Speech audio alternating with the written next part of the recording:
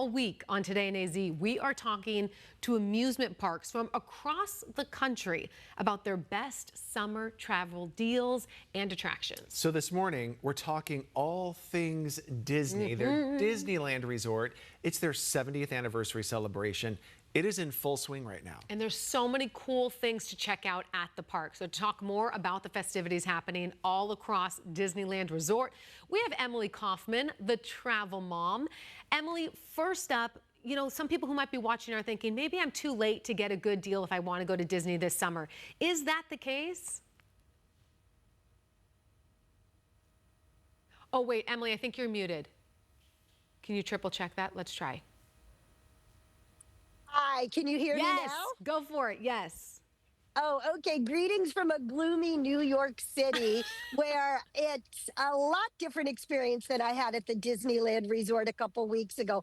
I grew up in Phoenix and I used to beat the heat by going to Southern California and visiting Disneyland. And I went with my kids and I am so grateful that I just went with my grandson to experience the 70th anniversary. And here's something you might not know. The longer you stay, the less you pay at the Disneyland Resort. When you buy 3 or 4 day park hopper passes, there's significant savings. And also, when you stay on property at the Disneyland Hotel, the Grand Californian, Pixar Place, all of the Disney hotels will offer you savings of up to 20% off when you stay for a certain number of days. Also, you don't have to stay only at Disneyland when you're staying on their properties.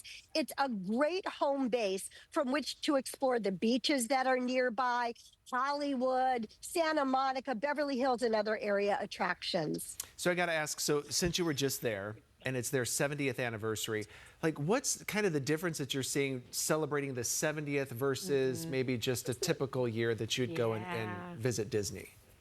Well, you know, Disneyland does a celebration better than anybody else, right? So it's a perfect combination of nostalgia and new, where they look back at some of the history and incorporate new shows like the World of Color. There's a great parade called the Cavalcade of Happiness. The characters are in great 70th anniversary attire. There's specialty merchandise and food.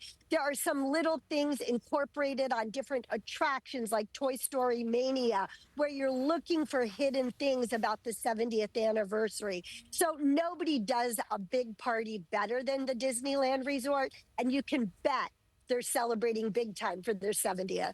When I am thinking of booking, I know that there's some like tricks to the trade. Is there specific days that you think, oh, you'll have less crowds on this day? Or there's specific days where on this you might get a cheaper ticket? What do you think, Emily? I think there are a lot of ways to save that you might not be aware of. Do you know the big box stores often sell discounted park tickets? This is because they buy everything in bulk and they pass their savings on to their members. Also, membership in different organizations like AAA or AARP or military also can see some discounted rates. Where you want to avoid are those peak holiday weekends. The 4th of July obviously is going to be busier than midweek during the month of July. So if you plan strategically, you're going to have a less stressful and even more enjoyable experience. Like Costco, is that one of them? Is Costco one of them? Costco has a travel department, and just like they're buying in bulk for electronics or paper towel, they're negotiating special rates with theme parks, hotels, cruise ships, airlines, and they share those savings with their members. Emily, there's the new Genie Plus pass that you can now add on to your ticket. Yes, it does cost more per ticket where you get that Genie Plus, but in your opinion, especially during summer with the summer crowds, do you think that add-on is worth it? Hands down, 100% yes. I visited with my 2.5-year-old grandson, and boy, what a difference that made for us. I would encourage you, if you can do it, to go for it. It really does help get you on more attractions and save you from standing in line with your little ones. What's one of the first mistakes that you think people make when they go there where you're like, man, I wish I would have known that. I should have done that instead? I think people think what they're going to be able to accomplish in one day. I like the idea of a multi-park hopper pass so you can slow down and pace yourself. So many times I see mom and dad walking in the park in the morning, and by midday, everybody's falling apart and crashing. If you stay at one of those properties on the Disneyland resort, you go back, you take a little nap, you come back, enjoy the evening festivities, pace yourself. Emily, that is so me and my family. I have this specific walk that I do at Disneyland that my husband teases me about, where it's like it's faster than the speed of light. I can't slow down and enjoy because I feel like there's so much invested here. You're spending so much money, you're from out of town, and you just want to get the most bang for your buck. So I can't chill out. Yeah, I understand what you're saying because I'm very type A and I want to get it done too. That Genie Pass will really help you with that. Staying on property will really help you to be able to slow down. Staying the extra day because the longer you stay, the more you save. Slow it down and enjoy it because I'm going to tell you something. You're going to blink and you're going to be the grandma. Your kids are going to be grown up. And you want to savor these times with your kids and create memories that will last a lifetime. How many times have you been this year? This year alone, I've gone 3 times. Emily, I'm a Disney freak. Well, join the club. I am too. I know. I got to meet you over there, Emily. I want to follow you. Oh, that's so much fun.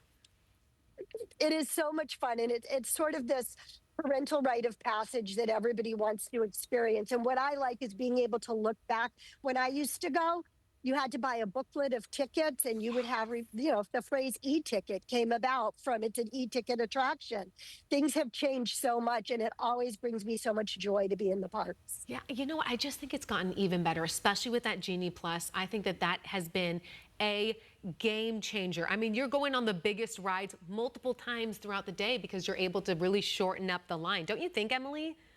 I love that. I also love that the entire resort has become an experience. They've got downtown Disney with great restaurants and shopping. There's Disney's California Adventure. There's Disneyland. There's the hotels. So you really can create it into a whole destination experience. So you're able to slow down and savor it.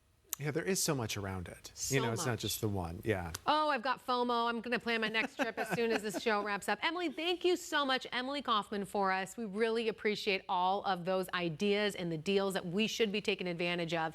Hey, speaking of Disney, Disney World in Florida closed the curtains on Jim Henson's Muppet Vision 3D. This is after 34 years. Oh, this was so good. Did you go? I did, yes. This was really good. Well, the attraction was Jim Henson's last project that he worked on before his death in 1990. It featured a 3D movie along with live special effects and animatronics. The area will be redeveloped into a new Monsters, Inc. themed land. As far as the Muppets go, they're not going to be going very far. Disney previously announced they'll be part of a re-themed rock and roller coaster. Oh, that's pretty good. Yeah, there was something in it, like with water, and like there's actually like water hits your face. Like it was, I mean, Disney, they know how to do it. They know.